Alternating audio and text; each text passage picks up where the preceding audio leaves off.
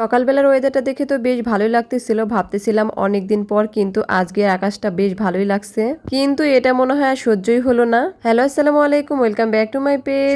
সকালে উঠলেই তো আমার কাজ, আর প্রত্যেক দিনের মতো কিন্তু রান্নাঘরে চলে আসছি, যেহেতু মেয়েকে নিয়ে স্কুলে চলে যেতে হবে।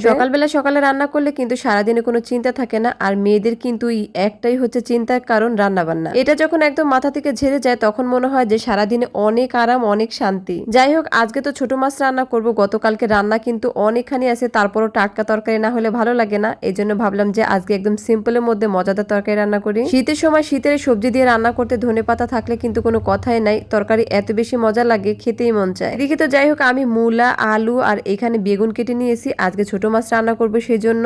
আমার মেয়ে তো ছোট মাছ খেতে পারে না, ওর জন্য মাছ রান্না করাই আছে। আর আপনাদের ভাইয়ার আর আমার কিন্তু ছোট মাছ অনেক বেশি পছন্দ। যাই হোক, মেয়েকে নিয়ে স্কুলে যেতে হবে, আমি কিন্তু তাড়াহুড়ো করে বাসি কাজগুলো এক সাইডে সারি, আর অন্য সাইডে কিন্তু রান্নাটাও চলে। কারণ দুই রকম কাজই কিন্তু আমার সকালবেলা করতে হয়, এদিকে রান্না বান্না করতে হয়, ওদিকে আদার্স বাসি কাজগুলো সারতে হয়, মেয়েকে স্কুলের জন্য রেডি করতে হয়, টিফিন রেডি করতে হয়। মাঝে মধ্যে তো আমি একদমই হাঁপিয়ে যাই যে আসলে কোনটা রেখে কোনটা করব বুঝেই পাই না। সকালবেলা কোনটা দিয়ে শুরু করব এটাই আসলে মাথায় আসে না, মানে ঘুম ঘুম চোখে কিন্তু আমি এদিকে রান্না করতে চলে আসি। আমি এদিকে রান্না করি, আর আমার মেয়ে এই খাটের অবস্থা একাকার করে রাখি, মানে ওর জন্য একদিকে গুছিয়ে রাখি, অন্যদিকে কিন্তু সবকিছু এলোমেলো করে রাখি। স্কুল থেকে আসার পর যদি দেখি এইরকম অবস্থা থাকে তখন কিন্তু মেজাজ এমনিতেই খারাপ লাগে। এই জন্য আমি সবকিছু গুছিয়ে ঠিকঠাক করে জায়গার জিনিস জায়গায় রেখে তারপরে যাই। ছোট বাচ্চা কাচ্চা ঘরে থাকলে এলোমেলো করবে, এটাই স্বাভাবিক। তবে আমার মেয়ের অত্যাচার আমি থাকতেই পারি না, এত পরিমাণ এলোমেলো করে, ওর যে কত কিছু দরকার, কত ড্রয়িং করে। যাই হোক, এদিকে তো আমি একটু হালকা পাতলা করে গুছিয়ে নিলাম। আবহাওয়াটা দেখে বেশ ভালোই লাগতেছিল, ঘরে রোদও আসছে। তবে রোদের মনে হয় একটু বেশি প্রশংসা করা হয়ে গেছে, হয়তো বা এটা সহ্যই হয়নি।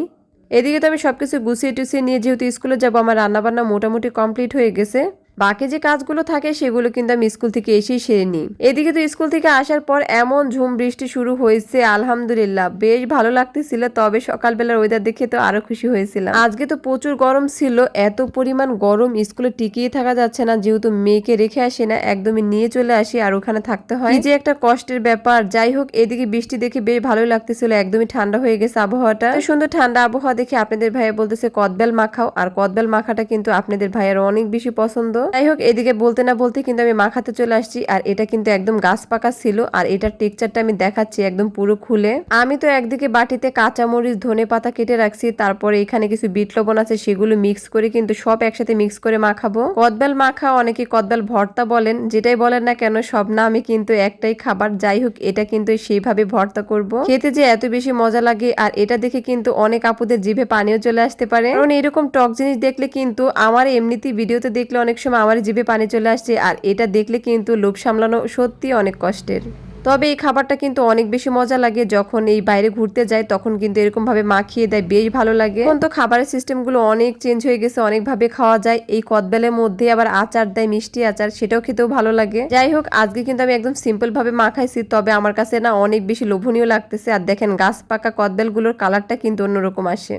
সিদ্ধ করাও কিছু কদবেল থাকে, তারপরে হচ্ছে জাগ দেওয়াও কিছু কদবেল থাকে, সেটার কালারও কিন্তু টোটালি আলাদা থাকে। যাই হোক, আমার তো মাখানো মোটামুটি কমপ্লিট হয়ে গেছে। এদিকে তো আপনাদের ভাই আর হায়া বসে আছে খাওয়ার জন্য, তাদের দুজনে এরকম টক হলে আর কিচ্ছুই লাগে না। যাই হোক, ওদিকে বৃষ্টি হচ্ছে, আর এদিকে আমরা তিনজনে বসে বসে টক খাচ্ছিলাম। এরকম একটা ওয়েদারে কিন্তু এরকম টক ঝাল যে খাবারই হোক না কেন, সেটাই কিন্তু অনেক বেশি মজাদার হয়ে যায়। আমার কাছে বেশ ভালো লাগতেছিল। যাই হোক, এদিকে খাওয়া দাওয়া চলতেছে, আর আমি একটু ভিডিও করে নিচ্ছিলাম। আমার এরকম মজাদার খাবার দেখলে না, আমি যখন ভিডিও এডিট করি তখনই না আমার জিভে পানি চলে আসে। এদিকে তো আমার মেয়ে বলতেছে, মামা আসো আমার সাথে একটু খেলো। সে কি কাঠ নিয়ে এসছে আমি নিজেও জানি না, তবে আমাকে বলতেছে তুমি একটা ধরো দেখি তোমার কোন কালারটা হয়। যাই হোক, মেয়ের সাথে মাঝে মধ্যে একটু খেলাধুলাও করতে হয়, তা না হলে মেয়ে তো একদম বিরক্তই হয়ে যায়। যাই হোক, পরে একটা কাঠ ধরলাম, কাঠ ধরার পর বলতেছে দেখো কত সুন্দর একটা কালার, তোমার পছন্দের কালার তুমি পাইছো। তারপর তো শুরু হয়ে গেল, এবার আমাকে ধরো আমার কোন পছন্দের কালার সেটা আমি ধরতে পারি কিনা। বাচ্চাদের সাথে একটু খেলাধুলা করলে না ওদের কাছেও ভালো লাগে, আর মনটাও কিন্তু অনেক বেশি ফ্রেশ হয়ে যায়। ঘাটাঘাটি করতেও কিন্তু সবসময় ভালো লাগে না। তবে যাই হোক, আলহামদুলিল্লাহ আজকে মোটামুটি একটু খাওয়া দাওয়া, আনন্দ সবকিছুই হলো। জীবনে চলতে গেলে অনেক কিছু দরকার আছে, অনেক বিনোদনের দরকার আছে, সবকিছুর প্রয়োজন আছে। কোনোটা রেখে কিন্তু কোনোটা করা যাবে না, সবকিছুই ম্যানেজ করে চলতে হয়। যাই হোক, সবাই ভালো থাকবেন, সুস্থ থাকবেন, আল্লাহ হাফেজ।